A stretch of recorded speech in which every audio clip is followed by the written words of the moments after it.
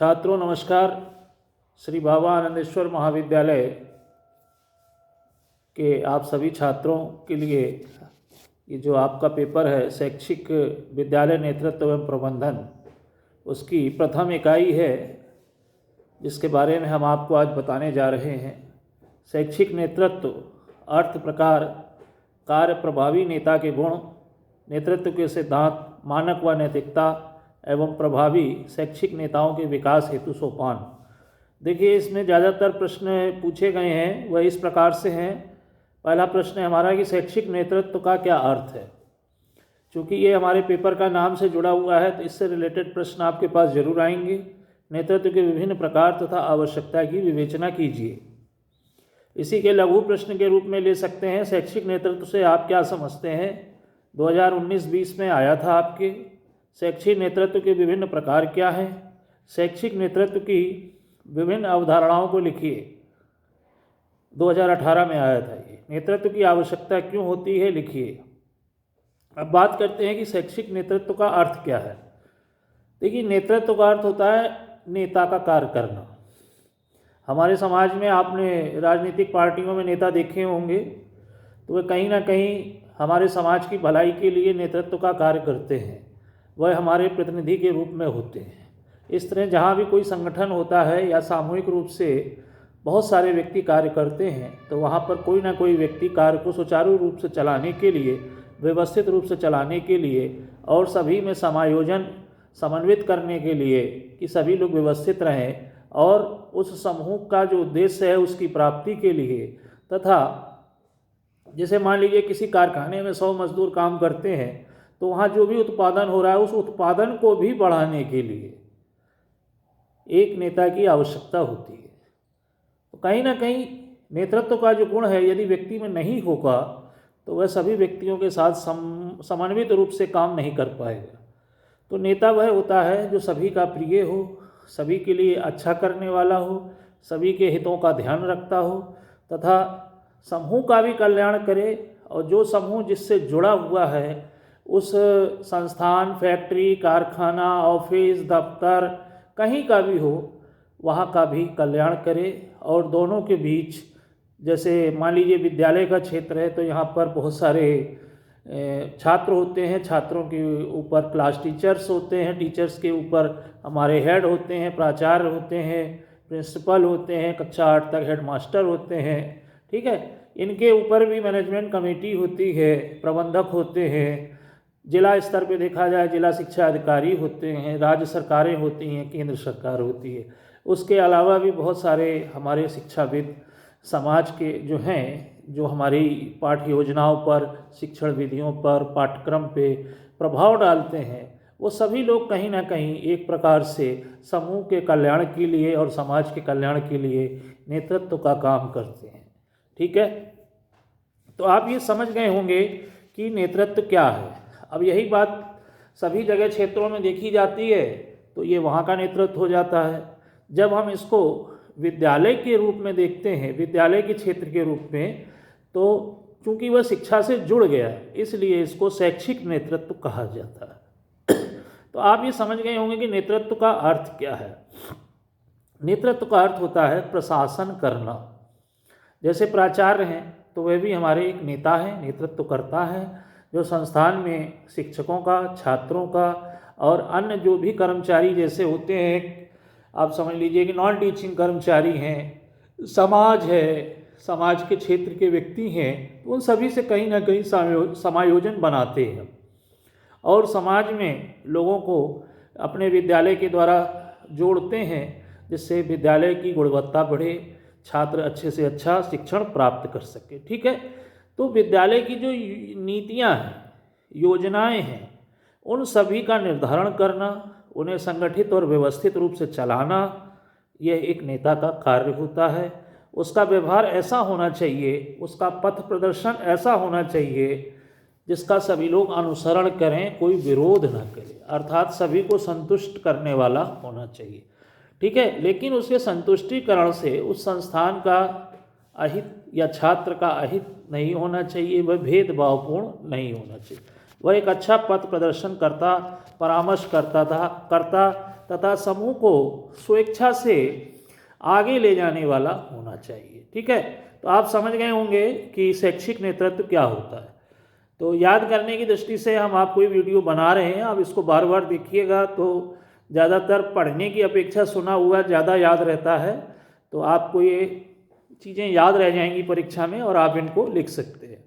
एक दो परिभाषाएं मैं आपको बता दे रहा हूँ कि शिक्षाविद बोल्स के अनुसार शैक्षिक नेतृत्व एक प्रक्रिया है जिसमें नेता अपने समूह के निर्देशन में पहल करता है। ठीक है, अर्थात जो समूह है जैसे शिक्षा के क्षेत्र के अंदर, तो उसमें पहल करने का काम जो होता है वो नेता के द्वारा किया जाता है, अर्थात प्रशासक के द्वारा या प्राचार्य के द्वारा। ठीक है, छात्रों में का भी एक समूह होता है, उसमें भी एक नेता होता है जिसको हम मॉनिटर कह सकते हैं। ठीक है, एक परिभाषा और देखिए, जैकब जेट जेल के अनुसार शैक्षिक नेता वह होता है जो शैक्षिक प्रणाली में नवीन रचना की पहल करता है। किसी भी नवीनता के कार्य को जोड़ना नेता का कार्य होता है। तो किसी भी शिक्षण संस्थान में शैक्षिक नेतृत्व अपने अनुयायियों के लिए आदर्श एवं प्रेरणा स्रोत होता है। अब नेता कैसा होना चाहिए, तो नेता का देखिए चरित्र व्यक्तित्व विशाल होना चाहिए, साफ सुथरा होना चाहिए, कार्यशैली अच्छी होनी चाहिए, व्यवहार अच्छा होना चाहिए, उसमें कुछ मूल्य होने चाहिए, अर्थात गुणवत्ता होनी चाहिए, आदर्श होने चाहिए, और वह अनुयायियों के बीच अर्थात जो उसके फॉलोअर हैं, जैसे एक प्राचार्य के लिए शिक्षक छात्र जो उसको मानेंगे उसके आदेश को, तो आप समझिए कि वह उससे प्रेम करने वाले, उसको अच्छा समझने वाले होने चाहिए। यदि वह उसकी अच्छी छवि नहीं होगी वहाँ पर, तो आप मान के चलिए कि कोई भी जो प्राचार्य है या नेता के रूप में व्यक्ति है वह अपने कार्य को नहीं कर पाएगा। और ऐसे नेता को अपने गुणों की गुणवत्ता से सभी को प्रभावित करना होता है, एक छवि बनानी होती है, अपनी क्षमता को सिद्ध करना होता है। नेता एक दूरदृष्टा होता है, वह समझ जाता है कि कब हमारे समूह के लिए क्या करना है। और आप देखिए कि बहुत सारे शिक्षक होते हैं, मान लीजिए 20 शिक्षक हैं, तो आप किस शिक्षक को क्या काम देंगे, तो उनकी क्षमताओं को ध्यान में रखना, ठीक है, उनकी रुचि को ध्यान में रखना एक प्राचार्य अर्थात कुशल नेता का ही काम होता है। वह अपने संगठन को प्रजातांत्रिक रूप से सभी के साथ समान व्यवहार करते हुए, न्यायपूर्ण व्यवहार करते हुए, बिना किसी पक्षपात या द्वेष भाव की भावना रखते हुए उनको जोड़े रखता है और अपने प्रबंधन के कार्य को कुशलतापूर्वक करता है। तो यही एक नेता का कार्य होता है। नेतृत्व का अर्थ था ये। ठीक है, आगे चलते हैं। प्रश्न है कि नेतृत्व के प्रकार क्या क्या होते हैं। तो देखिए, किम्बाल यंग ने नेतृत्व को 7 वर्गों में विभाजित किया है। राजनैतिक नेता, प्रजातांत्रिक नेता, प्रजातंत्रात्मक नेता, नौकरशाही नेता, कूटनीतिज्ञ नेता, सुधारक नेता, आंदोलक नेता तथा सिद्धांतवादी नेता। इसी प्रकार बोगार्ट्स ने भी नेता को 5 वर्गों में विभाजित किया है। प्रत्यक्ष एवं अप्रत्यक्ष नेता, सपक्षीय एवं वैज्ञानिक नेता, सामाजिक अधिशासी तथा मानसिक नेता, पैगंबर संत विशेषज्ञ तथा मालिक नेता, स्वेच्छाचारी करिश्माई, पैतृक तथा प्रजातांत्रिक नेता। ये सभी नेता हैं क्योंकि कहीं ना कहीं ये सभी एक बड़े समूह का प्रतिनिधित्व करते हैं। जैसे कहा जाए पैगंबर संत विशेषज्ञ, तो अब एक संत के मानने वाले कितने लोग होते हैं, हजारों लाखों लोग उनको मानने वाले होते हैं। तो कहीं ना कहीं वे उनके नेता के रूप में हुए कि नहीं हुए। ठीक है, सभी लोग उनके अनुयायी होते हैं, उनके द्वारा बताए गए आदर्शों शिक्षाओं को ग्रहण करते हैं, उनके अनुसार जीवन जीते हैं, उनको अपना आदर्श मानते हैं, तो वह एक नेता हुए। और उनका काम होता है समाज का हित करना, समाज की भलाई करना। ठीक है, अब आगे चलते हैं कि मान्यता के आधार पर नेतृत्व को 3 वर्गों में विभक्त किया जाता है। स्वतः नियुक्त, नंबर 1 स्वतः नियुक्त, दूसरा है समूह द्वारा नियुक्त और तीसरा है कार्यकारिणी द्वारा नियुक्त। कभी कभी क्या होता है कि भीड़ में कोई चीज़ या कहीं किसी समूह में कोई बात होती है तो कौन आगे आए, कौन करे, कौन ले जाए, तो या कौन पहल करे, तो उसमें कुछ लोग अपने आप स्वतः बाहर निकल आते हैं और वह आगे से आगे उस काम को करने लग जाते हैं। ठीक है, जैसे कक्षा में किसी बच्चों से कोई काम कराना है, खेल कूद है या अन्य कोई आयोजन है, और कोई बच्चा निकल के आगे से आगे काम करने लगे, गाइड करने लग जाए, तो उसको बोला जाता है नेतृत्व का कार्य करना, और यह स्वतः नियुक्त अपने समूह का कार्य करने लग जाता है। ठीक है। दूसरा होता है समूह द्वारा नियुक्त। अब मान लीजिए कोई काम करना है, कोई नहीं दिखाई दे रहा है, तो समूह किसी व्यक्ति का चयन करे कि हम सभी लोगों के प्रतिनिधित्व ये करेंगे, तो वह समूह द्वारा नियुक्त होता है। कार्यकारिणी द्वारा नियुक्त। अब मान लीजिए बच्चों में कोई काम करना है और उसकी टीचर्स बैठ के मीटिंग करें, एक योजना बनाएं कि किस बच्चे को कोई काम दिया जाए, तो वह जो टीचर्स या प्राचार्य मिलकर काम करते हैं तो वह एक कार्यकारिणी कहलाएगा।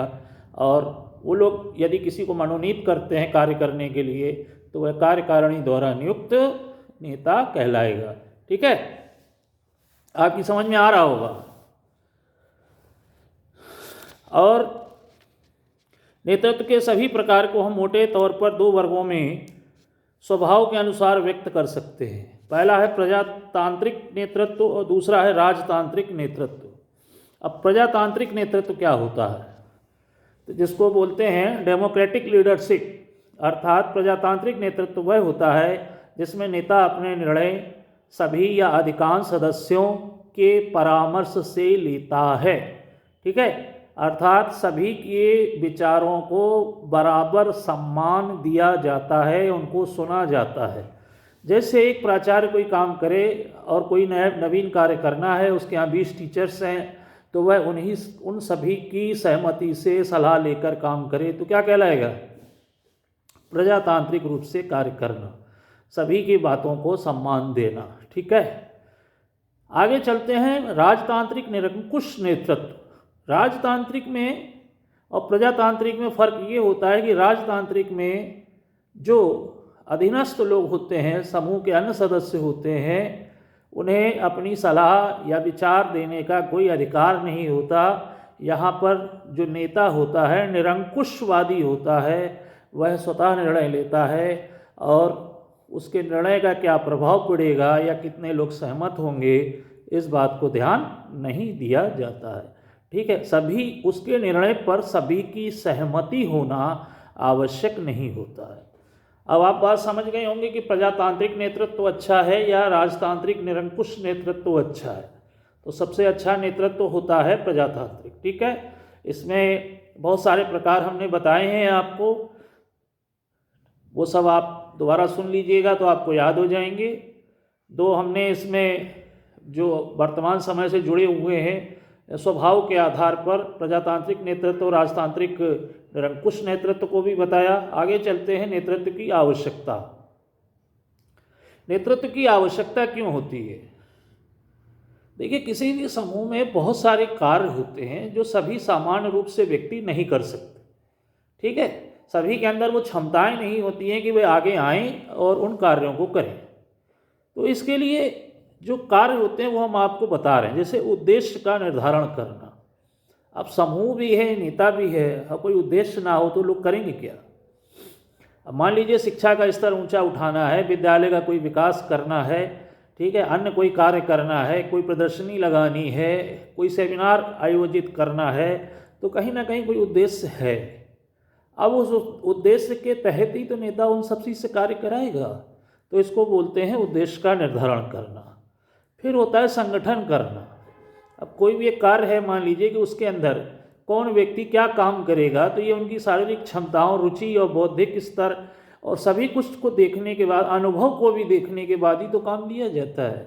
अब किसी व्यक्ति को कोई कठिन काम है और नए व्यक्ति को दे दिया जाए जिसको उसका अनुभव ही नहीं है, तो कैसे उसको करेगा? नहीं कर पाएगा, उसमें उसको सफलता नहीं मिलेगी। तो यहाँ पर संगठन से काम कराना अर्थात संगठन में व्यक्तियों को संगठित करना, उनको उनकी जिम्मेदारी सौंपना, ये संगठन करना कहलाता है। नीति का निर्धारण करना। नेता का काम होता है कि समूह के लिए आदर्श कार्य प्रणाली, दायित्व और नीतियों का, नियमों का निर्धारण करे और बाद में वह सभी लोग बताए गए नियमों के अनुसार उनका अनुसरण करें। प्रेरणा प्रदान करना। अब मान लीजिए समूह में काम हो रहा है, कोई व्यक्ति काम करते करते मान लीजिए उसकी ऊर्जा कम हो रही है या वह हतोत्साहित हो रहा है या परेशानी महसूस कर रहा है किसी प्रकार की, तो उसको उत्साहित करने का काम, मोटिवेट करने का काम कौन करेगा? नेता के द्वारा किया जाता है, जो भी उनका नेता हो। ठीक है, जिससे क्या होता है, व्यक्ति के अंदर फिर से नई ऊर्जा आ जाती है और पूर्ण उत्साह के साथ वो काम करने लग जाता है।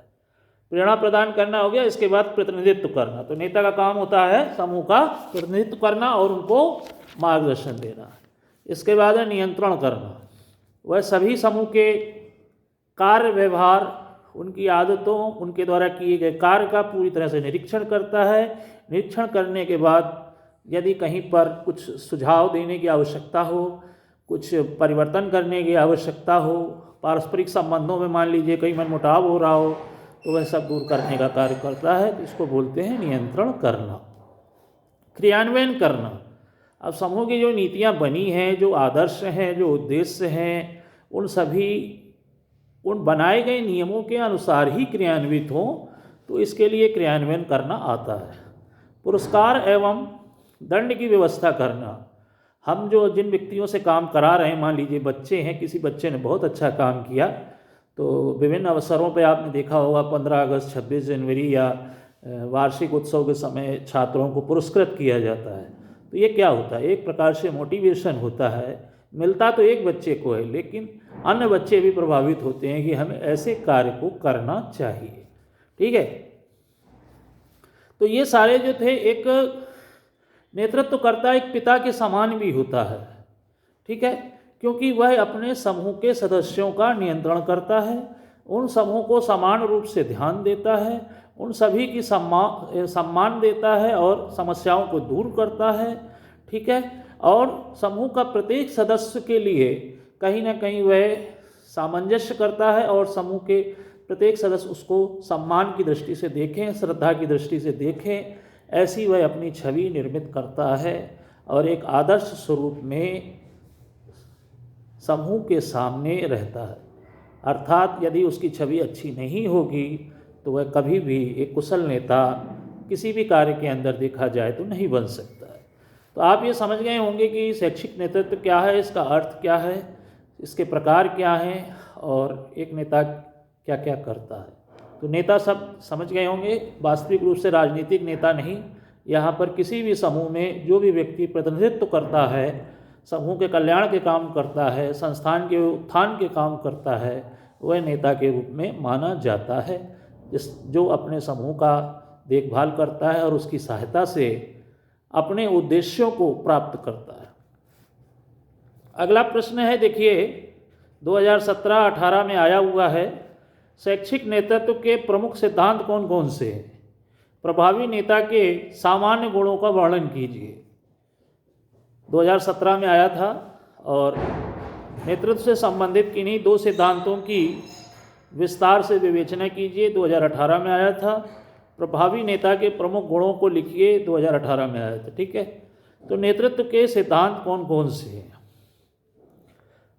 देखिए, नंबर 1 है अयोग्यता में योग्यता का सिद्धांत।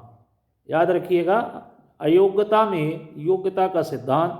इस सिद्धांत की व्याख्या हम मनोविज्ञान की क्षतिपूर्ति के सिद्धांत के आधार पर करते हैं कि मनुष्य जब किसी क्षेत्र में अयोग्यता रखता है तो वह अपनी इस अयोग्यता की क्षतिपूर्ति स्वरूप अन्य क्षेत्र में उत्कृष्ट कार्य करता है। इस सिद्धांत के अनुसार कुछ व्यक्तियों में कुछ कमियां होती हैं, फलता वे अपनी कमियों की क्षतिपूर्ति हेतु तथा क्षेत्र में उत्तम कार्य कर नेता बन जाते हैं। उदाहरण के लिए, अध्ययन में कमजोर छात्र अच्छा खिलाड़ी बनकर टीम का नेता बन सकता है। ठीक है, तो अयोग्यता में योग्यता का सिद्धांत चाहिए। अगला है संयोग का सिद्धांत। इस सिद्धांत के अनुसार कभी कभी कोई व्यक्ति संयोग से ही नेता बन जाता है।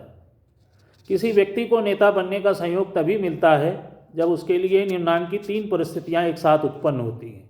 जैसे व्यक्ति की श्रेष्ठ व्यक्तिगत योग्यता, किसी प्रकार के संकट या समस्या का पैदा होना, व्यक्ति को समस्या समाधान के लिए अपनी योग्यता प्रदर्शन के अवसर मिलना। इसके बाद है संतुलन का सिद्धांत। इस सिद्धांत में समर्थकों की मान्यता है कि नेतृत्व का विकास तभी होता है जब किसी व्यक्ति में समस्त या अधिकांश नेतृत्व गुणों का संतुलन विकसित होता है। यदि नेतृत्व गुणों का असंतुलित विकास होता है तो वह अर्थात 1 या 2 गुण बहुत अधिक विकसित होते हैं तथा अन्य कुछ अपेक्षाकृत उतने ही विकसित नहीं हो पाते हैं, तो उस व्यक्ति का नेतृत्व संकट में पड़ जाता है।